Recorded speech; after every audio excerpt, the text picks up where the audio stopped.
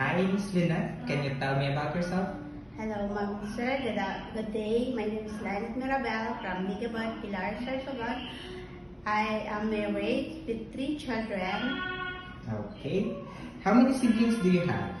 I have 7 siblings and 4 female and 3 male. I am second to the among 7 siblings. Okay. Tell me about your educational background now. I am a college graduate. Education. Do you have any work experience abroad? Yes, I have. I work in Hong Kong with 2 contracts in my employer, and then the second one is 1 contract and then 1 employer. Okay. Now, how would you like to describe yourself? Hello, Ma'am. I am hardworking, trustworthy, and honest. And can do work multitasking. Okay, ma'am. Do you have any tattoos in your body? No.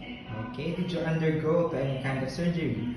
Yes, year 2016, by cesarean operation, my youngest daughter.